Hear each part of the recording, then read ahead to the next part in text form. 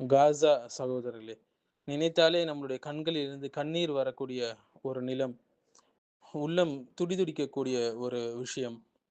காசாவுடைய முக்கியத்துவம், அதனுடைய 1400 வருட வரலாறுகளும் நம்ம பார்க்க போறோங்க. ஆரம்ப காலம் முதல் இன்று வரை அதனுடைய முக்கியத்துவங்கள் பலரும் அறிவதில்லை. பலரும் அதை வந்து அரசியல் விஷயமாக பார்க்கிறார்கள். அது உங்களுடைய அக்கீதாவை, ஈமானை சோதிக்கக்கூடிய ஒரு விஷயம். ஸோ காசா என்பது ஒரு நியூஸ் ஹெட்லைன் அல்லங்க. அது ஒரு வரலாறு. அது ஒரு உம்மத்துடைய சின்னம். நபி ஸல்லல்லாஹு அலைஹி வஸல்லம் காலத்திலிருந்து இன்று வரை காசாவில் எவ்வளவு விஷயங்கள் நடந்திருக்கின்றன. ஸோ ப்ரீ இஸ்லாமிக் காசா, இஸ்லாமுக்கு முன் காசா எப்படி இருந்ததுன்னு பார்த்தீங்கன்னா, அது ஒரு பழமையான நகரம்ங்க. ரோமன், பைசாந்திய ஆட்சியில இருந்து வந்த ஒரு நகரம். அது ஒரு வர்த்தக மையம் என்று சொல்லலாம். எகிப்திலிருந்து சிரியாவுக்கு ஒரு முக்கிய பாதையாக அது விளங்குச்சு. முக்கிய வர்த்தக மையமாக விளங்குச்சு. நபி ஸல்லல்லாஹு அலைஹி வஸல்லம் காலத்துல காசா வந்து நேரடியாக முஸ்லிமுடைய ஆட்சிகளுக்கு கீழ் இல்லை. ஆனால் ஷாம் தேசம், லெவனன்ட் என்று சொல்லுவாங்க. லெவன்ட் என்ற ஷாம் தேச பகுதியில் முக்கிய ஒரு இடமாக அது இருந்தது.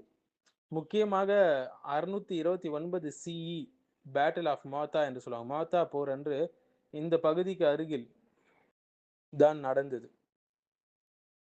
ஸோ காசா இஸ்லாமை ஏற்றுக்கொண்டது. இது முக்கியமான ஒரு டர்னிங் பாயிண்ட். எர்முக் போர் அப்போ முஸ்லிம்கள் பைசான்டைன் பேரரசை தோற்கடித்தாங்க.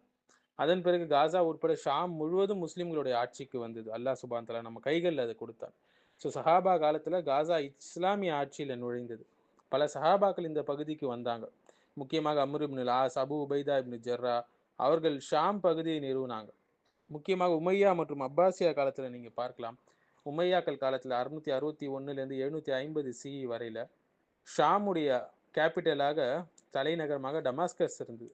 காசா வந்து அப்போது ஒரு முக்கியமான நகரமாக இருந்தது.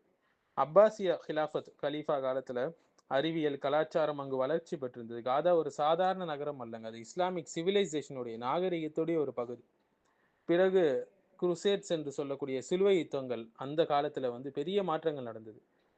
ஐரோப்பிய கிறிஸ்தவர்கள் வந்து தாக்குதல்கள் நடத்தினாங்க. ஷாம்லையும் பாலஸ்தீனும் கைப்பற்றினாங்க. பிறகு காசா வந்து போருடைய மையமாக ஆச்சு.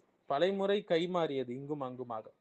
பிறகு நம்மளுடைய ஹீரோவான சலாவுதீன் அய்யூபி அவர்களுடைய காலகட்டத்தில் ரஹிமஹுல்லா இந்த சிலுவை யுத்தக்காரர்களை தோற்கடித்தார்கள். ஜெருசலேத்தை மீட்டெடுத்தார்கள். காசா மீண்டும் முஸ்லிம்களுடைய ஆட்சிக்கு கீழ் வந்தது. மேலும் மம்லூக்கியர்களுடைய உஸ்மானிய ஹிலாஃபத்துடைய காலத்துல பாத்தீங்கன்னா, மம்லூக்கியர்கள் வந்து காசாவுடைய பாதுகாப்புக்கு ஸ்டெபிலிட்டி கொடுத்தாங்க. உஸ்மானிய ஹிலாஃபத் 1517 1917 வரை 400 ஆண்டுகள் அமைதியான நிர்வாகம் நடந்தது. ஒரு அமைதியான முஸ்லிம் நகரமாக காசா இருந்தது. அதன் பிறகு 20ஆம் நூற்றாண்டிலிருந்து நம்ம பார்க்கலாம், உஸ்மானிய ஹிலாஃபத் வீழ்ச்சி அடைய ஆரம்பிச்சது. வேர்ல்டு வார் 1 உலகப் போர் நடந்தது. அப்போது பிரிட்டிஷ் கண்ட்ரோல் அது இருந்தது. அதன் பிறகு பால்ஃபோர் டிக்ளரேஷன் வந்தது. யூதர்களுடைய ஹோம்லேண்டாக அதை வந்து என்ன செய்யாங்க, திட்டமிட்டார்கள். பிறகு நக்கபா நடந்தது, கெட்டாஸ்ட்ரோஃபி நடந்தது. மிகப்பெரிய ஒரு ட்ராஜடி. மக்கள் வெளியேற்றப்பட்டார்கள், வீடுகளை இழந்தார்கள். காசா வந்து ரெஃப்யூஜிஸ் நிறைந்த பகுதியாக ஆனது. சமீப காலம் வரை தொடர்ந்து எவ்வளவு போர்கள், எவ்வளவு பிள்ளைகள் கொல்லப்பட்டாங்க, எவ்வளவு கான்ஃப்ளிக்ட். உலகின் மிக அதிகமாக பாதிக்கப்பட்ட இடமாக இது மாறிவிட்டது. ஒரு சாதாரண நிலம் அல்ல சகோதரர்களே. இது ஒரு உம்மத்துடைய ஒரு பகுதி. ஒரு வரலாற்றில் வந்த ஒரு அமானத். நாம் என்ன செய்தோம்? நாம் என்ன செய்ய போகிறோம்? எம்மால் முடிந்த எல்லா உதவிகளையும் செய்யணும் சகோதரர்களே.